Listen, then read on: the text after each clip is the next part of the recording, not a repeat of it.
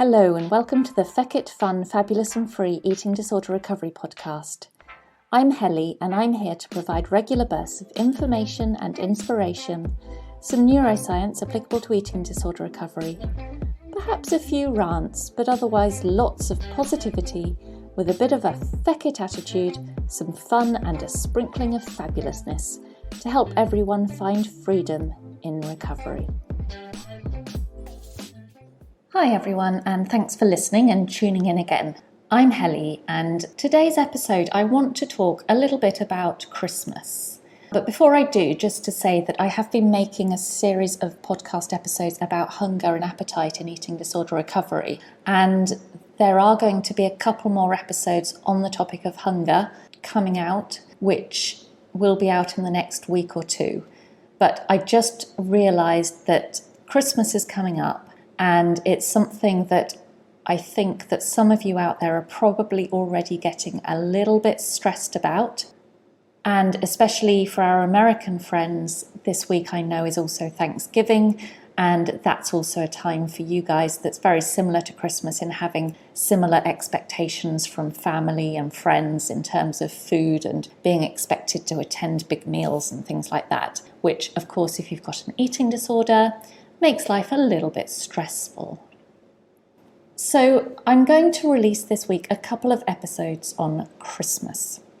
Where I talk about Christmas, though, you can change the word Christmas to Thanksgiving, to Hanukah, to Diwali, to Ramadan, whatever your celebrations are that are causing you stress because they're going to involve family pressures, they're going to involve food, they're going to involve situations where you might have to sit down, where you're going to have to break your routine, that are all incredibly difficult and stressful. So I'm using the word Christmas here, but you replace that word with whatever celebrations you're stressing about. In this first episode, what I'm going to do is read to you a blog post that I wrote when I was in my recovery.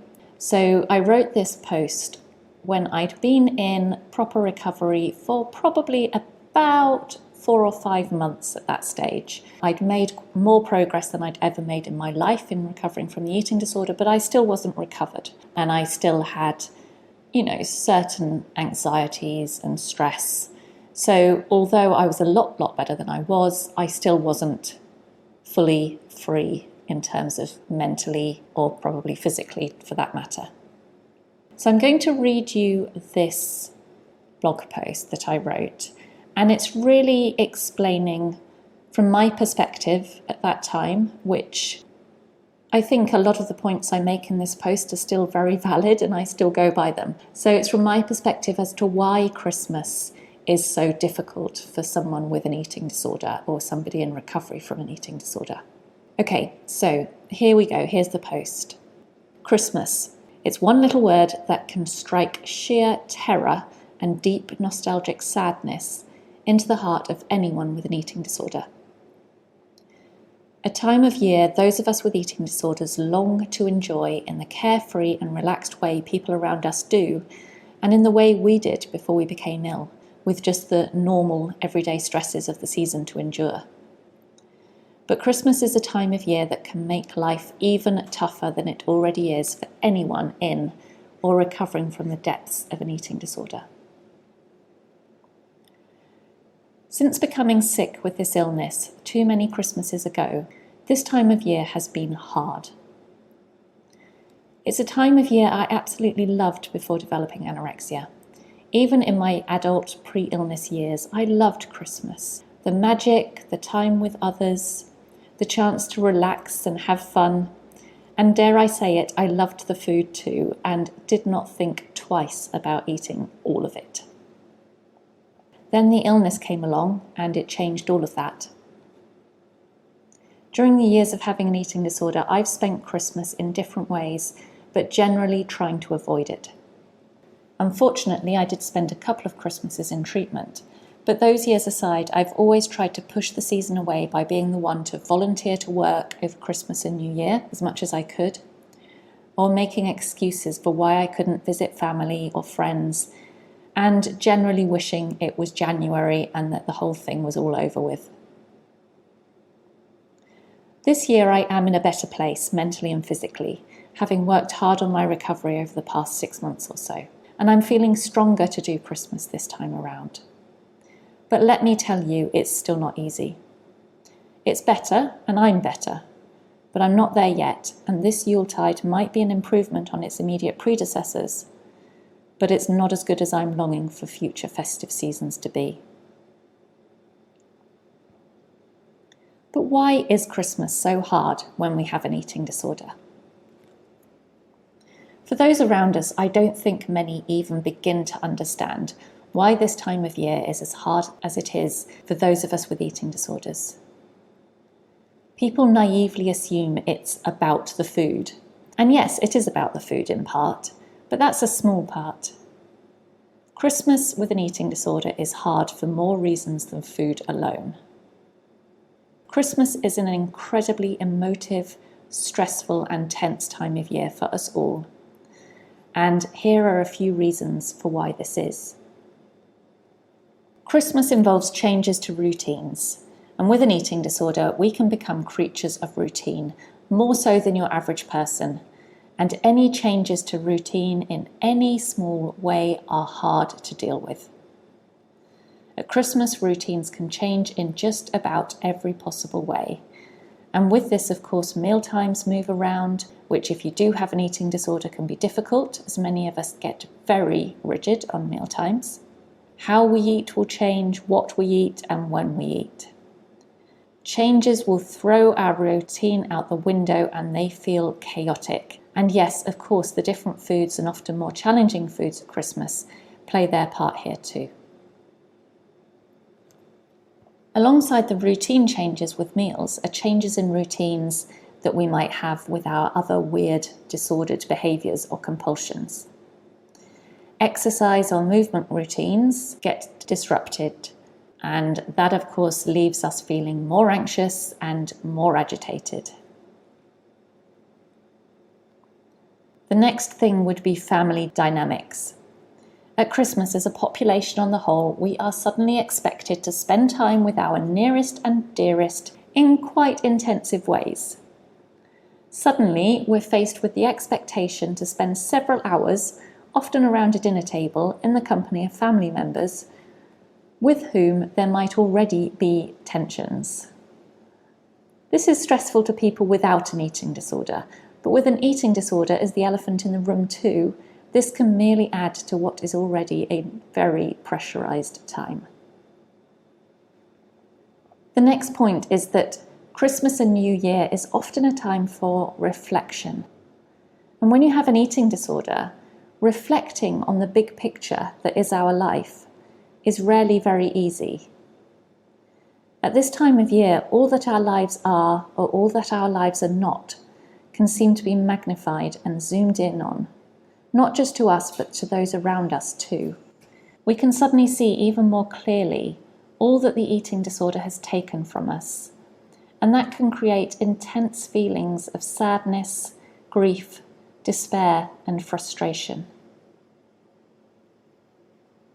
Another big thing that makes Christmas difficult for somebody with an eating disorder is money spending. At Christmas, there's a need to spend more money than we normally do. And most people with an eating disorder have difficulty spending money due to the scarcity mindset that's such a strong feature with anyone who has restrictive eating or is in an energy deficit.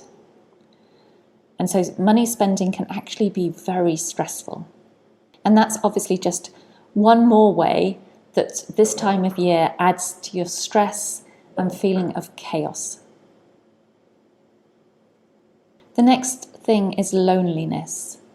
Having an eating disorder is already a lonely experience in many ways. And at Christmas, feelings of loneliness can be made much worse, even when, and actually sometimes more so, when we're surrounded by other people. Christmas is a time that we're shown images of loved ones being together, happy, harmonious. And many of us with eating disorders, though, have isolated. Some will spend the day alone. Or if you are with others, it might merely highlight how little you do have in your life beyond the illness. And the other thing in terms of spending time with others is that that can really highlight to you how alone you are in the eating disorder. When you're surrounded by a lot of people who are very comfortable and relaxed around food, who don't have eating disorders, it can make you suffering on your own feel so much more lonely in that experience than you would otherwise. The next big thing I think you probably all experience is facing that potential diet talk or the "I've eaten too much" statements that always pop up at Christmas time. Yep, because this time of year is the time of year that the rest of the world eats a lot and then talks about why they shouldn't eat a lot and why they need to starve themselves from here on in. Now, I think all of you know, even with an eating disorder, that all this talk is just bollocks. Diet talk is all bollocks, and if they did starve themselves, we can generally testify to how miserable it will make them.